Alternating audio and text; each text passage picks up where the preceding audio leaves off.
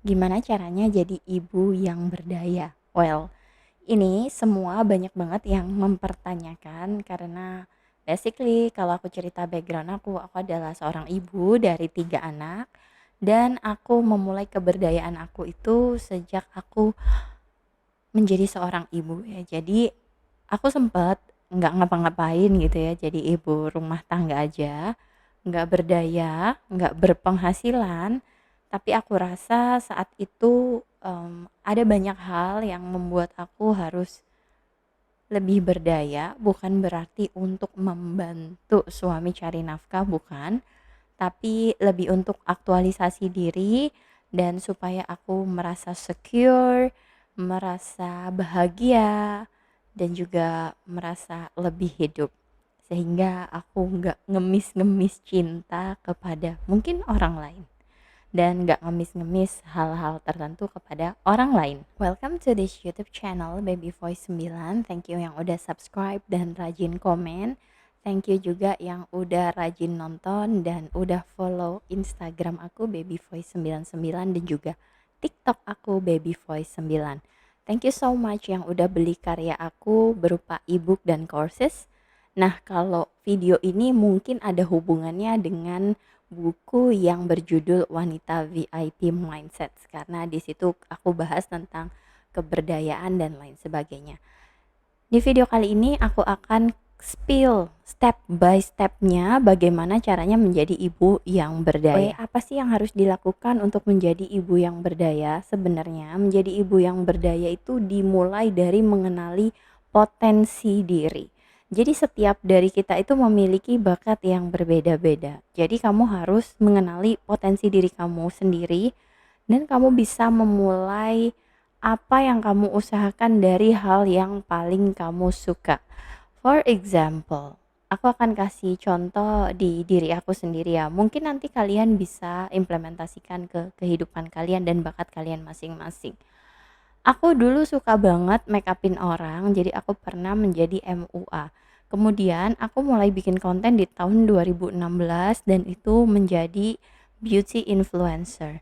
Which is aku banyak banget dapat produk, nulis blog, bikin video dan lain sebagainya.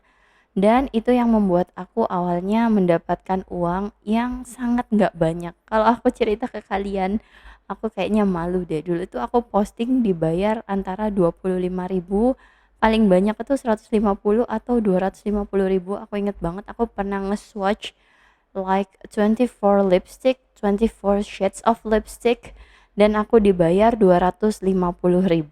Nah, kemudian dari uang 250.000 tadi, aku juga punya sebuah hal yang sangat related dengan kesehatan aku, which is itu berat badan. Jadi setiap kali aku punya anak, setiap kali aku hamil dan melahirkan, aku tuh selalu obesitas dan mengalami kenaikan berat badan. Dan kenaikan berat badannya itu nggak biasa aja ya. Aku naik berat badannya itu sekitar 30 kilo lebih dan aku selalu bisa nurunin itu. Kemudian mulai banyak dong yang nanya apa rahasianya dan lain sebagainya. Akhirnya aku spill rahasiaku. Waktu itu aku jualan namanya Insta Boost Life. Itu adalah usaha pertama aku. Aku awalnya jualan jus detox, tea detox atau green tea, pure lemon yang sampai sekarang sebenarnya masih aku jual. Dan juga aku bantu ibu menyusui untuk diet dengan menjual susu almond dan cookies almond. Jadi itu berawal dari uang 250.000 tadi, ya karena aku berusaha mengenali potensi diriku, aku kembangkan. Jadi uang 250 tadi enggak aku jajanin karena kan ya untuk di rumah tangga dan lain sebagainya kan udah ada suami ya waktu itu. Jadi uangnya aku kembangin lagi. Kemudian dari cerita aku tadi yang sangat nekat bikin usaha seperti itu, walaupun aku adalah seorang ibu rumah tangga ya waktu itu, banyak banget hal yang masih nggak sempurna kayak desain produknya, kemudian cara aku marketingnya dan lain sebagainya. Tapi aku selalu punya prinsip, ini yang kedua ya, poin kedua, mulai sekarang, perbaiki nanti. Kalau kamu nggak mulai-mulai, kapan kamu bisa tahu trial dan errornya? Kapan kamu bisa tahu bagian mana yang harus kamu perbaiki? Jadi kamu harus mulai sekarang juga. Poin yang ketiga adalah kamu harus berani dan tidak banyak memikirkan ketakutan. Karena kamu akan menarik hal yang kamu takutkan, jadi kamu harus percaya diri dan berani. Walaupun dalam proses menuju keberdayaan tadi pasti ada challenge-nya. Akan ada air mata, akan ada tantangan, akan ada hal-hal yang mungkin tidak selamanya senang gitu ya. Ada sukacitanya, ada suka dukanya, tapi kamu harus berani dulu dan semua yang menjadi challenge itu pasti ada solusinya. Nah, poin yang keempat, saat kamu ingin menjadi seorang ibu yang berdaya, kamu harus berani menerima tantangan, berani menerima mengambil resiko, dan kamu harus berani juga untuk menerima ketentuan alam semesta. Yang dimaksud dengan menerima ketentuan alam semesta adalah ketika kamu mengalami kegagalan di satu titik, kamu harus belajar apa yang menjadi kesalahan dari kegagalan tersebut dan berusaha untuk memperbaikinya.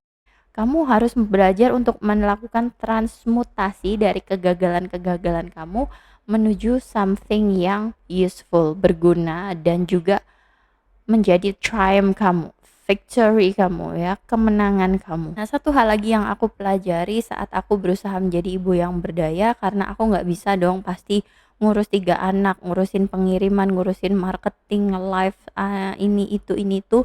Akhirnya aku memberanikan diri untuk memberikan delegasi terhadap orang-orang yang aku percaya. Jadi aku punya admin, aku hire assistant, aku hire orang untuk nge-live sendiri dan lain sebagainya.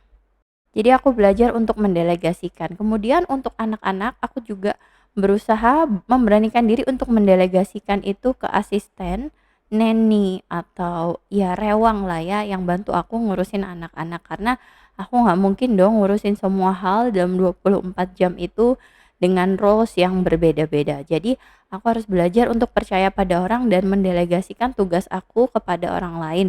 Itu yang membuat hidup aku tetap lembut, tetap feminin, dan tidak burn out. Sembari aku mendelegasikan hal-hal tadi, aku juga belajar hal-hal baru. Jadi aku memberikan ruang untuk diriku bertumbuh, karena waktu-waktu yang harusnya bisa didelegasikan ke orang, akhirnya waktu itu aku berikan pada diri aku sendiri, sehingga aku selalu belajar dan explore hal baru seperti inovasi produk, belajar cara marketing, bikin jejaring atau komunitas, dan melakukan hal-hal lainnya termasuk switching produk.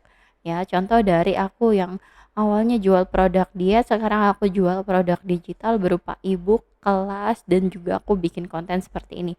Ini adalah salah satu jawaban dari aku memberikan ruang untuk diri aku sendiri untuk explore hal-hal baru, dan hasilnya juga pastinya akan maksimal karena kita nggak menutup diri dari perubahan. Nah, kemudian yang terakhir yang paling penting adalah belajar untuk mengelola keuangan. Jadi ketika kamu memiliki keuangan, udah ada income, kamu juga harus belajar untuk investasi tangible dan intangible. Apa yang dimaksud dengan investasi tangible? Investasi tangible itu investasi yang bisa dihitung atau bisa dilihat.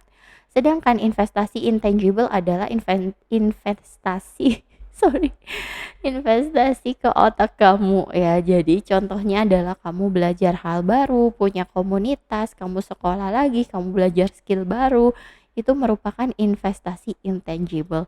Dan satu lagi investasi intangible aku adalah ngelakuin rhinoplasty.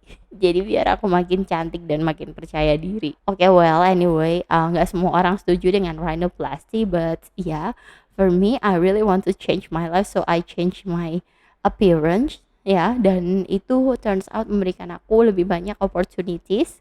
So thank God, aku bersyukur aku bisa punya kesempatan untuk melampaui itu. Dan FYI, rhinoplasty dengan my own ribs ya, dengan tulang iga aku sendiri, itu rasanya sakit banget dan I'm about to like, aku benar-benar sekarat. Oke, anyway, dari video ini kamu bisa ambil baiknya, buang buruknya. So, kalau kamu suka dengan video-video semacam ini, kamu bisa subscribe channel ini. Thank you so much. Aku harap kalian punya hidup yang lebih berarti, lebih berdaya, dan juga lebih happy. Because I love you so much, girls. See Anyway, you. kamu juga bisa booking untuk private, group, or intense coaching. Silakan DM Instagram aku ya. Thank you.